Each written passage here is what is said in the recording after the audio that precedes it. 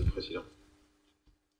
Normalement, je ne prendrai pas la parole avant les consultations, mais comme le secrétaire général adjoint, M. Lacroix, et l'ambassadeur de la France l'ont dit si clairement,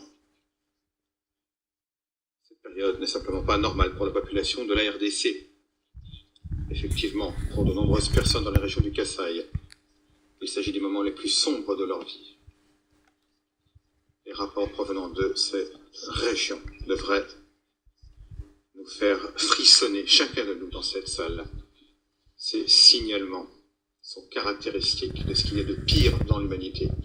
Des meurtres de masse, des décapitations, des fausses communes, des millions de personnes déplacées. Malheureusement, comme le dit le conseiller du secrétaire général sur les génocides, les propres forces de sécurité du gouvernement sont responsables de beaucoup de ces morts et destructions dans certaines zones des provinces du Kasaï.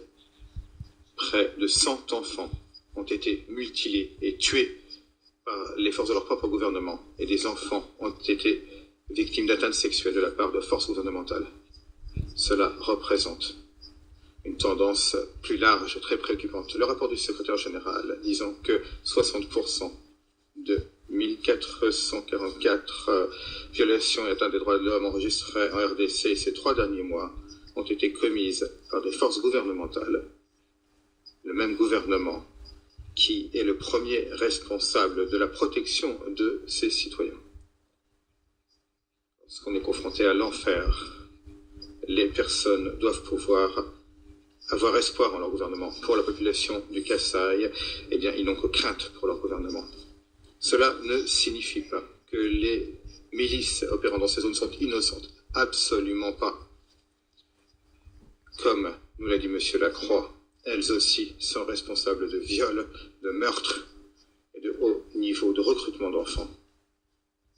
Il est clair que la situation en RDC nous force tous à prendre position. C'est pourquoi nous nous félicitons de l'enquête internationale et en mandat du Conseil des droits de l'homme, mandat reçu le mois dernier. Elle doit commencer le plus rapidement possible et fonctionner avec les normes internationales de transparence et d'indépendance. Nous exhortons le gouvernement à pleinement coopérer avec cette enquête. Ceux qui sont responsables de ces crimes atroces doivent être traduits en justice. Malheureusement, Monsieur le Président, la situation dans les Kasaï n'est absolument pas un exemple isolé en RDC. Il y a également de nouvelles violences dans l'est du pays. Une grande partie de cela a une dimension ethnique préoccupante.